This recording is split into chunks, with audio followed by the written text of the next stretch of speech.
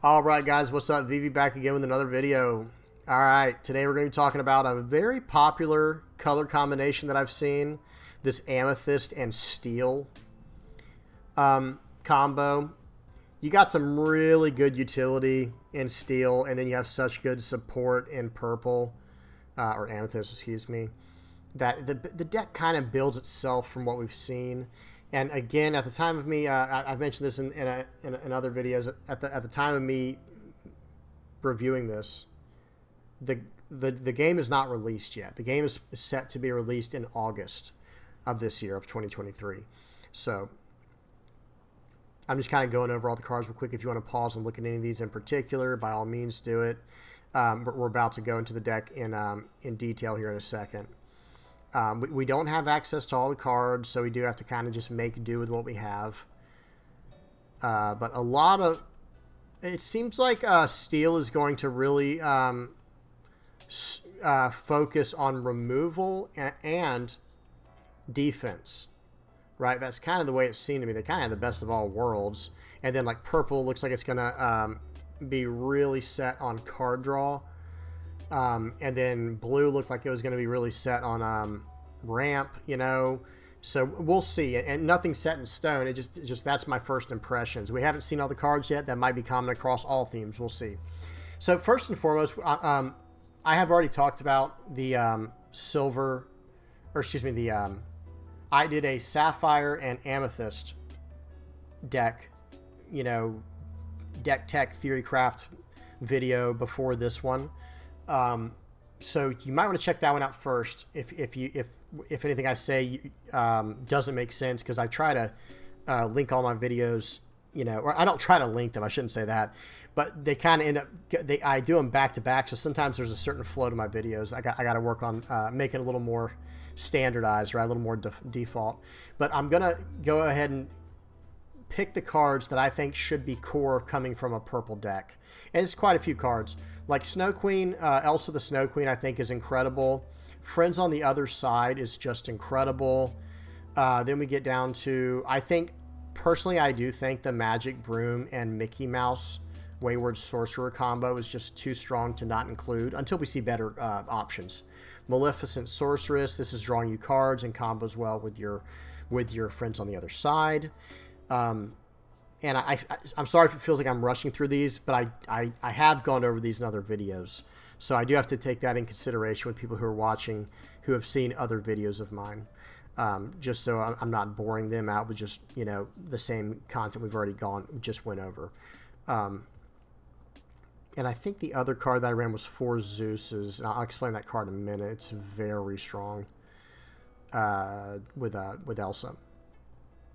Okay, I think that's everything. Biding Her Time is decent as well. This card here, one cost to quest for 2, but we're trying to control the board with a deck like this. And Pascal, this was the other one. Rafiki is good if we don't have any other 3-drops. Okay, so right away, I think this 27 card package, oops, I was going to say, wait a minute, odd number, 28 card package here. This is just under half the deck. Remember, 30 cards would be half the deck in Lorcana, because you get 60 card decks. This is your core that probably is just going to go in every purple deck, unless just busted cards are revealed going further into the you know, release of the game. You know, the spoilers, like we haven't seen them all yet. So we have a 1 cost, a 2 cost, a 3 cost, a 4 cost. It's even a natural curve too. Now, there are some steel cards we need to look at immediately, right? Well, we need... With the way I build a curve, and most, you know, how do I say this? At least the way you should build a curve is you should probably have at least 2 play sets of each cost going up to 4 or 5.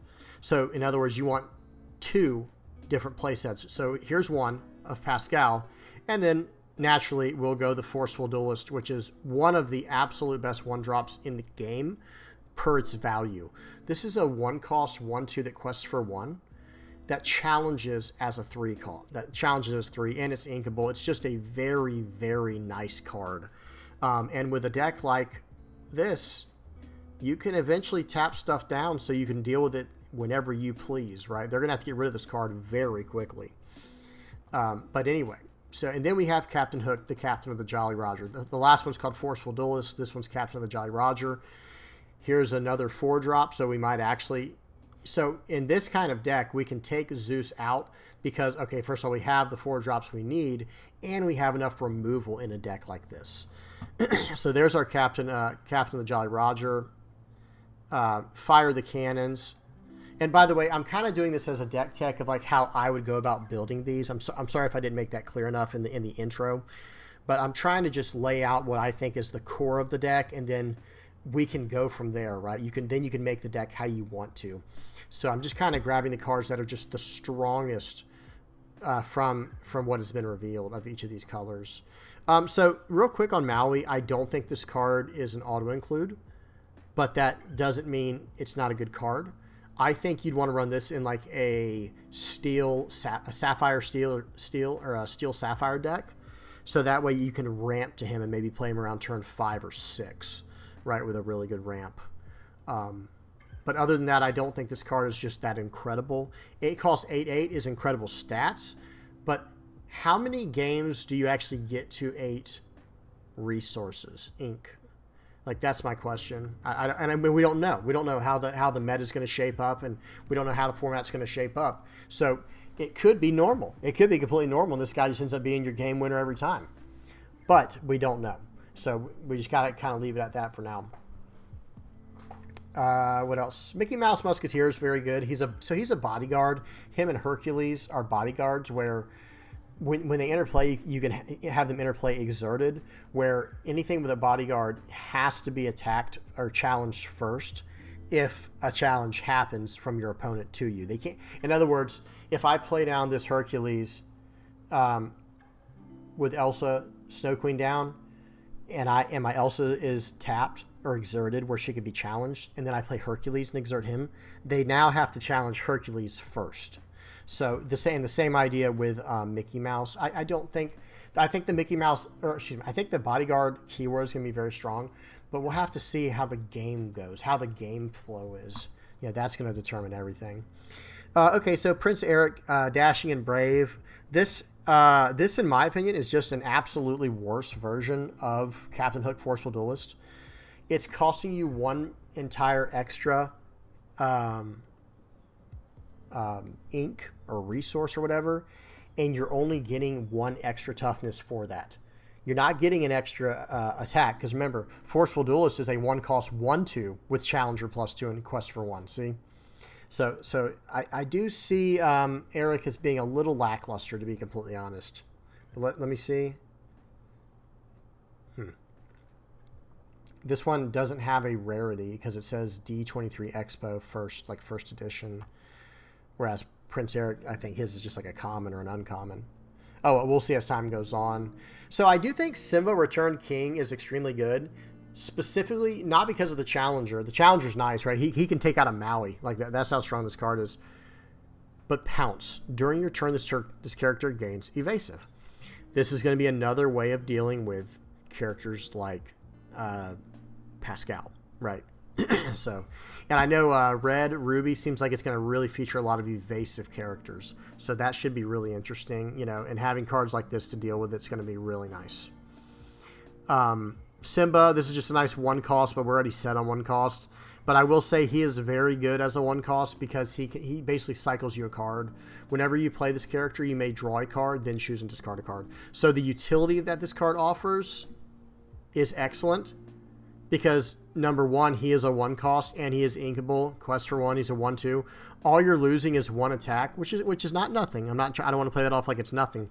But the thing is, you're gaining this extra draw potential, right? Or this extra cycle potential. So like in a deck like this, you'd run it as like a 2 of, because you already have good 1-drops. You have your Captain Hook Forceful Duelist that you want, and then you have your Rapunzel's companion Pascal here that are going to do what they want.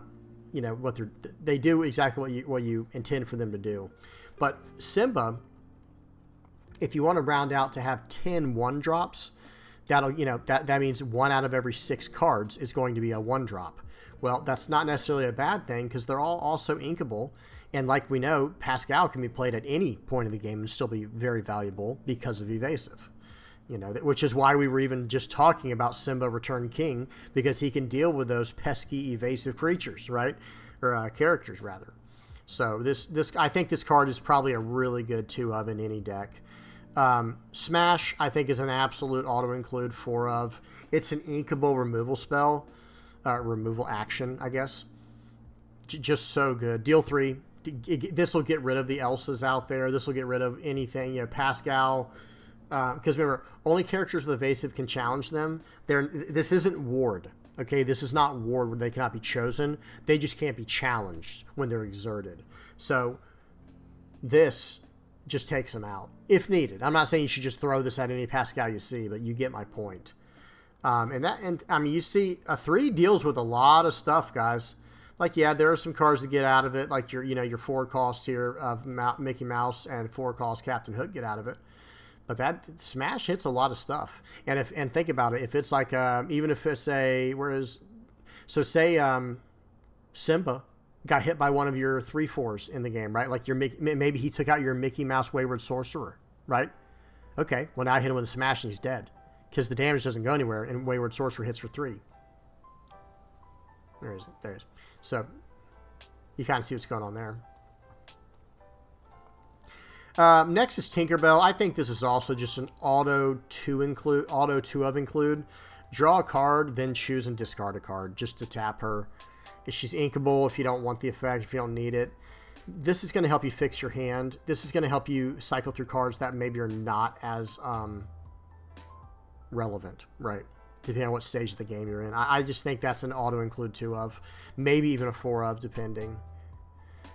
Because with a card like this, you don't really have any dead cards in hand. If you have a card like Tinkerbell down, well, if all of a sudden you have this Gantu and it's like turn 4, and you're just struggling, it's like, oh no, I can't, I'm not gonna be able to get out of this. Well, you can at least look for answers by drawing a card and discarding this card, And the nice part about Tinkerbell is you draw the card first and then you discard a card, right? So you don't have to discard, you don't have to trash a card first to hopefully get a better card. No, you can actually be like, let me see if I can get a better card. Draw it up. That card's actually garbage, so you throw that one away. So just to kind of point that out. Goons is just the 1 cost 2/2 for 1. It's the Archimedes of Steel.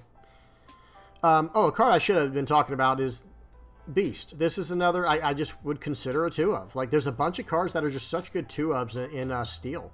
Where it's like, okay, this card, for example, when you play this character, you may banish chosen item. This is so good because the next card we're going to talk about, Beast Mirror. Beast Mirror is a 2-cost, tap, pay 3. If you have no cards in hand, draw a card. Yet another just great 2-of in your deck, just a great splash card. It's inkable, so honestly, you might even want to run as a 4-of, because then, and again, if you have down your Tinkerbell, you can toss this card later if you already have one or don't need another one, whatever. This is such a good little late game ability here. I think it's much better, by the way. I don't want to say much better. I think it's a good bit better than Magic Mirror, because paying 4 to draw a card, yeah, you'll be able to do it every turn, but I don't want to get too much into it. I've gone off on a rant on this in previous videos. I don't like this card. It's not inkable. It is nice in a deck like this where you can just toss it with Tinkerbell if you don't want it. But it's like if you're running a deck where card draw is going to be an issue, which you're running purple, it shouldn't be. But if it is, it depends on how the game plays, right? It'll always depend on that. Beast Mirror has a lot of potential. Maybe you go down to a 3-up, but yeah, I think that's about it. Frying Pan, banish this item, chosen character can't challenge during their next turn. That's really nice. And it's inkable, but I just don't think this card's that great. Maybe this will be a good sideboard card or something, I'm not sure. But back to Beast Hard-Headed. Beast Hard-Headed is just so good at taking out these cards like Beast Mirror, these cards like Coconut Basket, these cards like, where was it? The Magic Mirror, whatever. It just has it has a lot of utility. And hey, worst case scenario, they don't run any items. Okay, well, you can still ink this guy early on, or you could play him as a 5-cost 4/4 that can tap for 2 for the rest of the game. So I think this is a very well-rounded card. Nothing crazy, just well-rounded. So, okay, so there you go, guys. I think this is kind of the core of the deck. I'll even do a little bit of revisions on what we were just talking about. like Beast Mirror, I think probably should be a 2 of. Maybe 3, and Tinkerbell should probably be a 3 of. So there's like these 50 cards here I feel like can be a good core, and you can take cards in and out as you please, obviously. But I do think this is kind of the direction you want to be headed if you're trying to run a Amethyst Steel deck. Again, there's 10 spots open. The deck is not complete, and this is just like kind of my first impression on making a deck for this color combination. So, all right, I'm gonna try not to ramble as much as I did my first video on this, like doing these deck techs. I did a Sapphire Steel video, or a Sapphire Amethyst video, and it took me like 35 minutes just rambling. So I'm gonna try and wrap this one up. If you guys have any questions, or if you think this is the deck combination you're gonna go, the color combination you're gonna go, you know, or if you want to see a certain combination, how to build, how you think I should, or you know, if you want to know how I think I would build the deck, or if you want to see how I would build the deck, I'm sorry guys, my brain's just not working right now. If you want to see how I would build a certain color combination, by all means, just message me or just put it in the comments below, you know, and I'll get to it as soon as I can. I really enjoy doing videos like this, so appreciate y'all listening this far if you did, and yeah, if you want to add something that I missed, if like, hey, you know, you should add this card because of this, or you missed this card, by all means, please add that to the comment section below. All right, guys, appreciate it, and until next time, peace.